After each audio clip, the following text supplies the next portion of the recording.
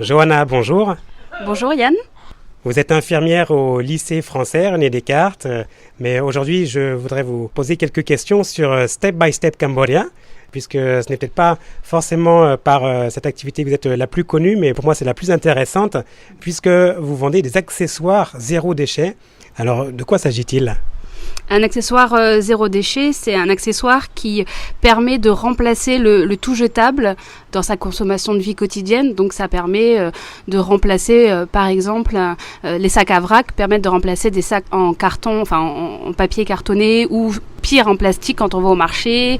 Donc ça permet de mettre ses fruits, ses légumes, parfois ses graines dans des sacs lavables.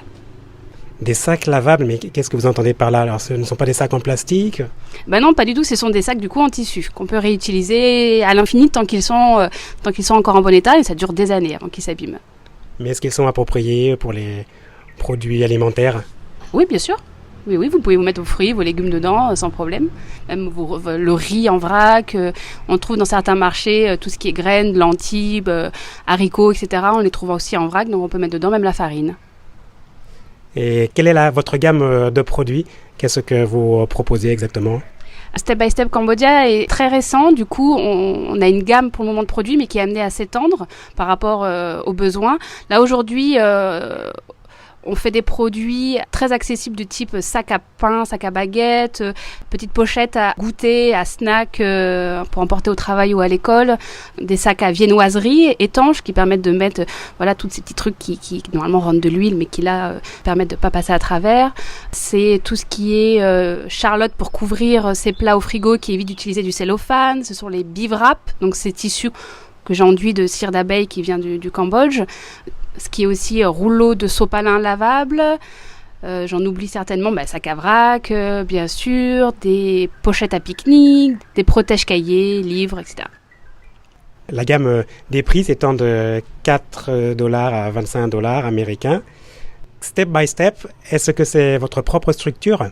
Oui, tout à fait. Je l'ai monté il y a quelques mois, donc c'est un bébé Step by Step pour le moment. Enfin voilà, le nom ça a beaucoup de sens en lui-même. C'est vraiment démarrer tout doucement un projet qui me tient à cœur et accompagner les gens aussi à leur rythme dans la réduction des déchets. Oui, donc il y a une visée clairement écologique. Comment est-ce que vous distribuez ? Quel est votre réseau de vente ? Alors, je passe par une application en ligne qui s'appelle Grosserdel. C'est pareil, une toute jeune application, plus jeune que Step by Step, mais qui fonctionne déjà bien.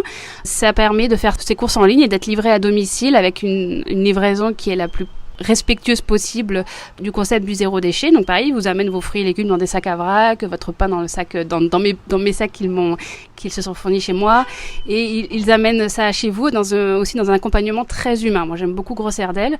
Donc pour le moment c'est chez Grosserdel, mais 2020, je compte vraiment dans 2020 pouvoir étendre à d'autres partenaires physiques où les gens puissent aller et physiquement choisir aussi leurs produits. Comment vous est venue cette idée assez originale et surtout ambitieuse ? Eh bien, en fait, en France, je me suis jamais posé la question de ma consommation. Et là, aujourd'hui, rétrospectivement, je me rends compte que que je gaspillais énormément de ressources. Et c'est en fait en arrivant au Cambodge où je pense en voyant les déchets qui m'entouraient qui m'ont fait prendre conscience. Donc il y a 8-9 ans de ça.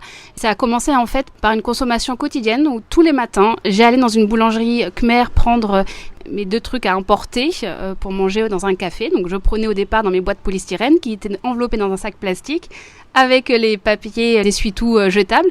De semaine en semaine, je me suis rendu compte que je gaspillais vraiment pour rien du tout. Donc je me suis dit comment je peux faire autrement et j'ai commencé à amener mes boîtes tupperware à la boulangerie, à refuser le sac plastique, à prendre une serviette lavable. Et ça a démarré comme ça par une prise de conscience individuelle. Et de la prise de conscience individuelle, une remise en question de mon système à moi de vie et du coup d'essayer d'accompagner les gens parce que je me suis rendu compte qu'il y avait un vrai manque d'alternatives tout jetables à Phnom Penh mais aussi en province. Vous êtes basé à Phnom Penh, est-ce que vous livrez également en province ? J'ai un premier contact à Siem Reap là, qui est en train de se développer. On va voir ce que ça donne, mais pour le moment, ça reste à Phnom Penh. L'idée, c'est d'éviter aussi tous les transports individuels et inutiles. Par exemple, j'ai eu pas mal de demandes de livraison en France et clairement, je refuse parce que c'est pas dans ma démarche. Donc pour le moment, la province, tant qu'il n'y a pas de point de vente physique qui regroupe mes produits, je préfère pas vendre en individuel parce qu'il n'y a pas de sens dans la démarche. Mais les points de vente physiques, vous pouvez en avoir de temps en temps. Je pense notamment à la dernière édition du marché du Colt. Alors il y a eu 2 marchés de Noël, donc c'est des temps forts en fait dans l'année. Il y a eu le WIG fin novembre et le Cult effectivement il y a 15 jours, où là c'est des moments importants puisque ça permet de rencontrer directement les personnes, d'expliquer la démarche du zéro déchet, d'expliquer le concept de chaque accessoire. Donc oui, ce sont des temps très forts. Et est-ce que vous pouvez évaluer, Johanna, l'impact sur la réduction des déchets, tout du moins à Phnom Penh? C'est compliqué d'évaluer l'impact. Moi, ce que je pense, c'est que chaque accessoire que je vends permet dans une utilisation quotidienne d'éviter l'utilisation de déchets. Donc c'est difficile d'évaluer l'impact. Pour moi, c'est vraiment à chaque niveau individuel. Une personne qui utilise, par exemple, mes cotons à démaquiller, ça j'en ai pas parlé tout à l'heure, mais mes cotons à démaquiller, tous les soirs, ça évite l'utilisation de coton jetable. Et donc petit à petit, ça fait quand même une grosse quantité de déchets évités. Et d'où viennent les produits que vous mettez en vente? Est-ce qu'ils sont issus de votre propre production? Alors, il y a un an, c'était 100% de ma propre production et en fait, les volumes augmentant énormément, j'ai plus le temps de tout produire moi-même. Donc, j'en produis régulièrement le soir quand mon fils dort ou le week-end. Mais je me fais aussi aider par une couturière cambodgienne qui habite juste en bas de chez moi. Donc, c'est très pratique. C'est génial parce que du coup, elle connaissait pas du tout le zéro déchet et elle me prend pas mal d'accessoires qui lui sont utiles dans sa vie quotidienne.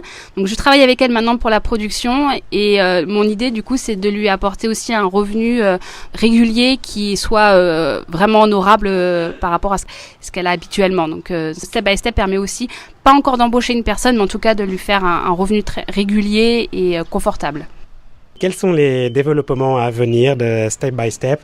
Est-ce que l'on peut parler, pourquoi pas, de l'installation d'une boutique, de livraison, voire même au-delà des frontières du Cambodge? Ça, pour le moment, c'est peut-être dans un avenir pas immédiat, c'est à réfléchir. J'ai une activité qui est très prenante à côté et qui me tient aussi à cœur. Tout conjugué demande une grosse organisation et je tiens à ce que Step by Step reste quelque chose qui me procure énormément de plaisir, donc qui me prend déjà beaucoup de temps mais qui me procure du plaisir. Donc j'ai du mal à me projeter pour le moment à long terme. J'essaye de rendre mon organisation la plus efficace possible. C'est un gros travail logistique derrière. La rendre plus efficace possible pour pouvoir mener mes 2 activités en parallèle. Donc pour le moment, boutique non, redistributeur oui, très probablement. Élargir la gamme d'accessoires oui.